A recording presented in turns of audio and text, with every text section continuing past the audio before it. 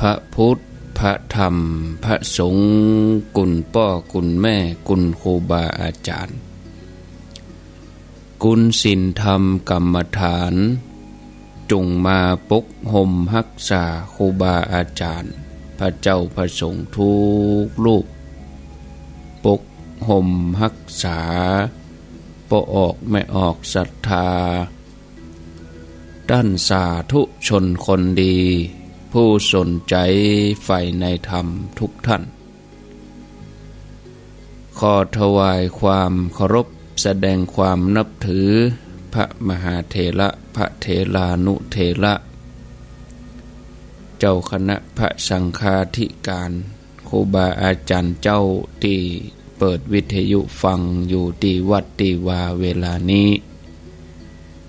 เจริญปอนศรัทธาญาติโยมท่านสาธุชนทุกคนทุกท่าน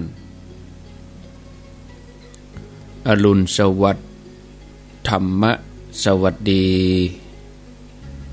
สวัสดียามเจ้าศรัทธาญาติโยมท่านผู้ฟัง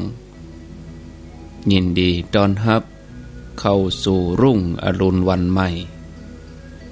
ปะกันเจ้านี้เป็นเจ้าของวันพุธที่23เดือนธันวาคมพุทธศักราช2563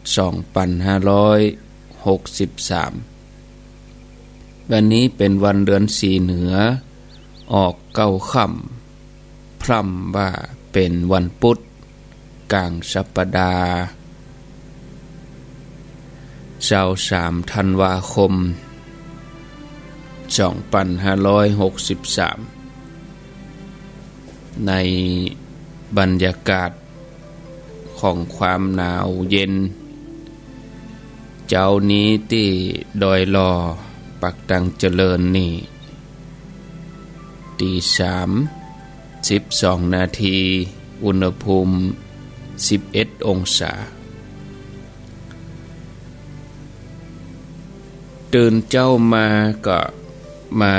เปิดวิทยุฟังรายการธรรมะฟันฝ่าอุปสรรคความหนาวเย็นความง่วงเหงาเฮานอนลุกขึ้นมาประกอบความเพียรด้วยความเข้มแข็งด้วยกำลังใจส่งไปถึงศรัทธาญาติโยมทั้งหลายนอนฟังก็ได้เอาความสะดวกสบายของญาติโยมท่านทั้งหลายว่ารายการนี้มีชื่อรายการว่าเสียงธรรมแสงทองสัพเพเหระปกิณณกะใกล้แจ้งรับผิดชอบดำเนินรายการโดยอาตมภาพพระครูอภิวัฒนวิกรมวัดปากตังเจริญตำบลดอยลออำเภอดอยลอจังหวัดเชียงใหม่เป็นผู้รับผิดชอบดำเนินรายการ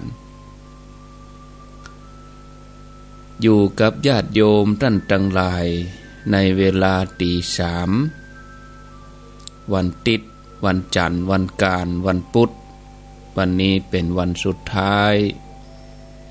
ที่จะได้อยู่อู้กับศรัทธาทั้งหลาย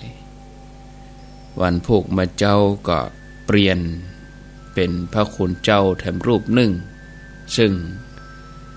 ท่านก็จะมาดำเนินรายการแทนสลับสับเปลี่ยนกันในวันพฤหัสวันศุกร์แล้วก็วันเสาร์พระคุณเจ้ารูปนั้นก็คือท่านชัยวัฒน์นาคเสโนหรือว่าตุลุงยองรับผิดชอบอยู่3วันส่วนวันนี้นั้นตนตัวอาตมภาพก็จะเกริ่นนำเข้ารายการไปจนถึงเวลาตี3:30ต่ออันแล้วเวลาตั้งแต่ ตีสามเกิงเป็นต้นไปก็จะเป็นท่านพระครูสังฆลักษณ์ธนอัตรัตนสิริวัดหริการามสันมณะตำบลต้นทงอำเภอเมืองจังหวัดลำพูนเป็นประจำในวันพุธสัปดาห์ละ1 วัน 1 เจ้าตีสามเกิงเป็นต้นไปช่วงแรกนี้ก็ขอเชิญพ่อแม่ศรัทธาญาติโยมท่านทั้งหลายได้ไหว้พระเพื่อความเป็นสิริมังคละเป็นมงคลกับตนกับตัวกับครอบครัวกับบ้านกับจองกับหอกับเฮือนเหียก่อนอะระหังสัมมาสัมพุทโธภควาพุทธังภควันตังอภิวาเทมิสวากขาโตภควตาธัมโมธัมมังนะมัสสามิสุปฏิปันโนภควโตสาวกสังโฆสังฆังนะมามิกับหนึ่งกับสองกับสามกับนึกถึงคุณพ่อคุณแม่ของเฮาเนอกราบนึกถึงคุณครูบาอาจารย์กราบพระเรียบร้อยก้อยขยับขยายนั่งตามสบายนั่งตามใจจะนอนก็เอาความสะดวกสบายตามอัธยาศัยนอนไหวหันก็ได้ต่อไปนี้ก็ขอเชิญได้ฮับปอนเพื่อความเป็นสิริมงคลกับตนกับตัวกับครอบครัวกับบ้านกับจองกับหอกับเฮือนสัพปิติโยวิวัชชันตุสัพพะโลโกวินัสสันตุมาเตภวัตวันตะลาโยสุขีทีคายุโกภวะอภิวาทานะสีลิสะนิจจังวุธาปจายโนจัตตาโลธัมมาวทันติอายุวันโนสุขังปะลังเอาละสบายอกสบายใจลงอกลงใจม่วนอกม่วนใจได้ไหว้พระได้ฮับปอนแล้วก็สบายอกสบายใจดีแล้วเนาะโล่งใจดีแล้วบ่ญาติโยมท่านทั้งหลายตื่นเจ้าขึ้นมาก็ได้รับฟังธรรมะฟังสาระประโยชน์ทางด้านพระพุทธศาสนาก็เป็นบุญเป็นกุศลสำหรับศรัทธาญาติโยมท่านทั้งหลายอย่างน้อยก็ฟังไปก็ได้ความชื่นใจได้กำลังใจเปิดวิทยุมาก็ได้ยินได้ฟังกันวันใดบ่ได้ยินได้ฟังวันใดไหลมาบะปะก็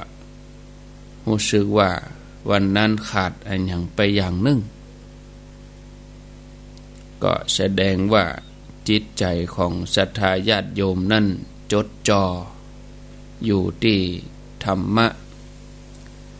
แต่บ่ควรไปยึดติดอยู่ที่บุคคลบ่ควรยึดติดอยู่ที่อาตมา ควรจะมาสนใจใส่ใจในเรื่องของธรรมะวันใดที่บ่ได้มาวันใดวันหนึ่งที่บ่ได้ยินก็ฮึนึกเป็นธรรมะว่าทุกสิ่งอย่างนั้นมีความเปลี่ยนแปลงเป็นธรรมดาใบใจไปกระวนกระวายใบใจไปเดือดร้อนฮ้อนใจเพราะว่าบ่ได้ยินได้ฟังเฮาก็จะต้องมีธรรมะเลื่อนระดับใจของตัวเองให้สูงขึ้นไปแถมหน่อยศรัทธาญาติโยมอันนี้คือเป็นสิ่งที่บ่เสียเวลาที่ฟังกันมาเมินบ่ใจว่าวันใดบ่ได้ยินได้ฟังก็เป็นละวุ่นละวือเป็นเดือดร้อนฮ้อนอกฮ้อนใจเป็นกระวนกระวายอันนี้ก็แสดงว่าปฏิบัติยังบ่เข้าใจธรรมะแต่จริงแต่เตื้อฉะนั้นก็จะต้องน้อมจิตน้อมใจปฏิบัติเป็นโอปัญญิโกฟังธรรมะกันมาเมินแล้วก็จะต้องน้อมเข้ามาใส่ตัวใส่ตนนำมาประพฤติปฏิบัติเพื่อธรรมะนั้นก็จะได้อยู่กับเฮาตลอดไปทุกขณะจิตทุกลมหายใจศรัทธาญาติโยมท่านทั้งหลายโดยเฉพาะเรื่องการประพฤติปฏิบัติธรรมนั้นเป็นสิ่งที่เฮาจะต้องควรทำตระหนักมีสติระลึกอยู่กับตัวกับตนอยู่ตลอดเวลาบ่ใจว่าปล่อยเลยไปตามเรื่องตามราวศรัทธาญาติโยมต้องตั้งอยู่ในธรรมะสิ่งที่เฮาได้ปฏิบัติมาสิ่งที่เฮาได้ประพฤติมาเป็นแนวทางพอที่จะฮู้อยู่แล้วก็นำมาปฏิบัติถ้าเฮาไปยึดติดในตัวบุคคลยึดติดในเรื่องของเฉพาะตัวเฉพาะตนนี่เฮาก็จะบ่ได้ธรรมะอันหยังศรัทธาญาติโยมท่านทั้งหลาย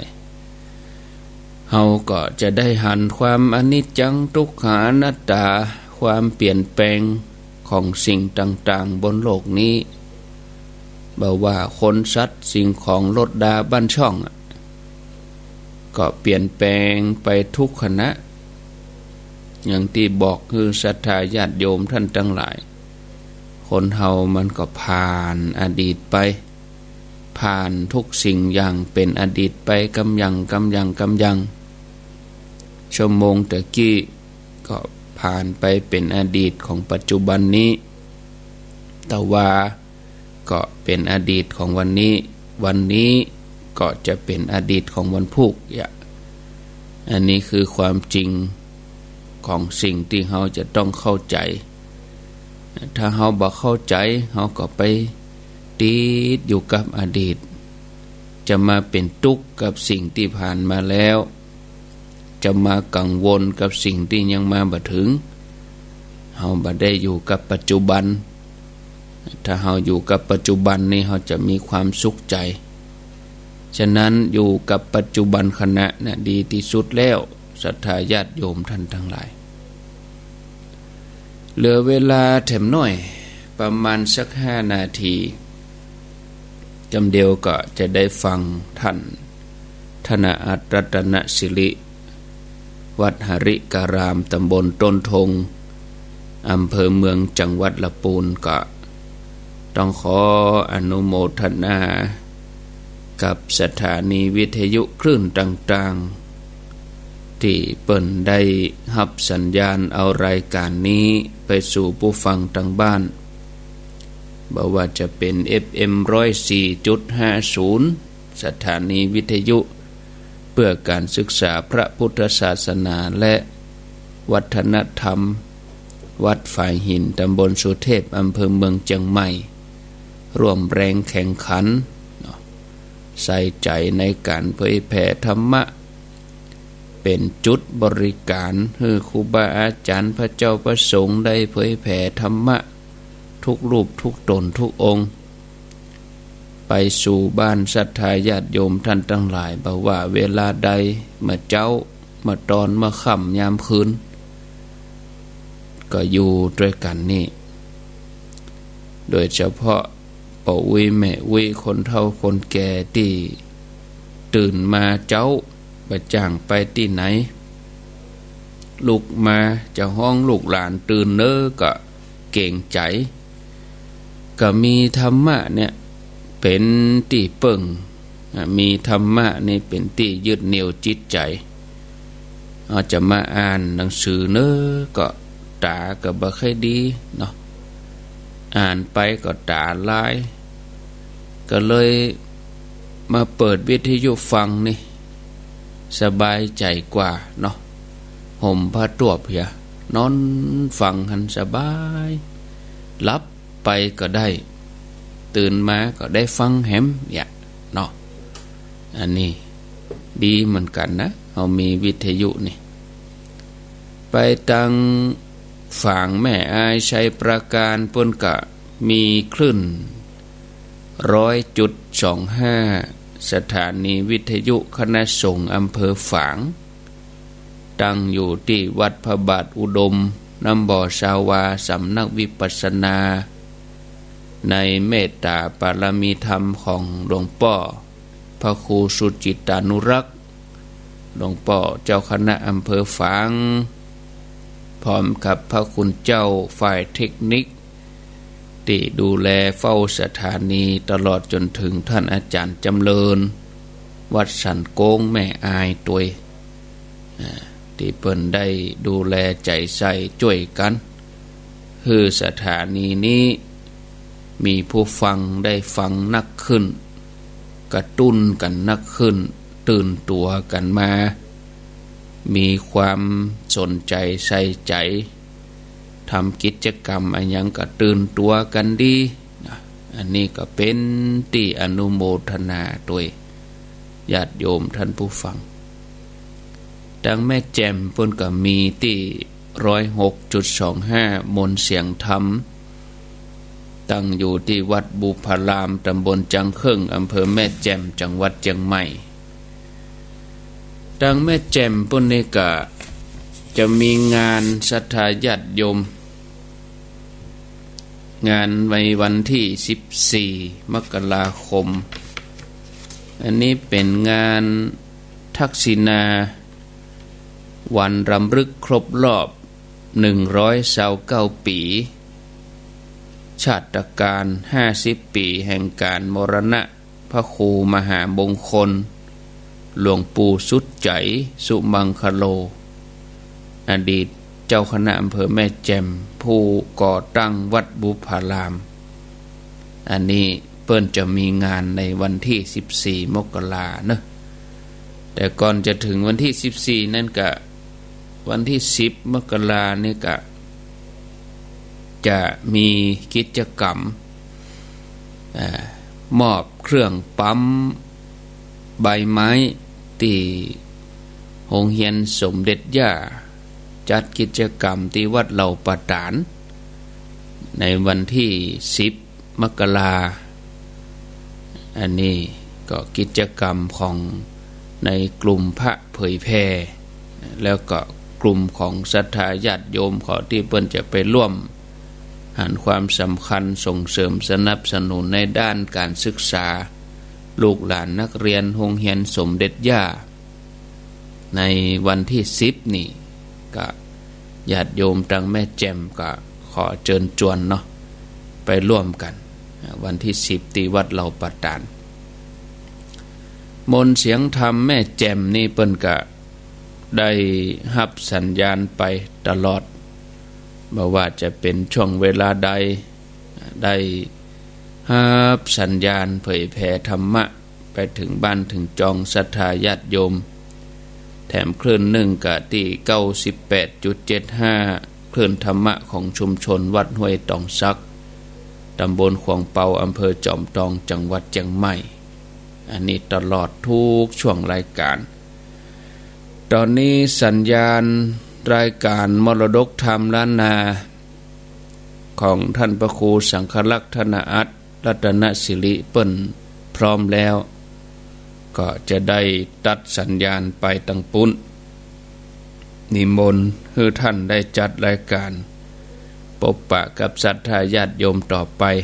อาตมาก็ก้อยมาปะท่านผู้ฟังทั้งหลายปุ้นในตี5 ถึง 6 โมงแถมกรรมเนาะก้อยไปจัดรายการช่วงปุ้นแถมกรรม1ตอนนี้ก็ได้ตัดสัญญาณไปที่วัดสันมณะตำบลต้นทงอำเภอเมืองจังหวัดลำพูนรายการมรดกธรรมล้านนาต่อไปล่ำลาศรัทธาญาติโยมไปก่อนอยู่ดีมีสุขเหมือนกันกูคนกูตันเนอ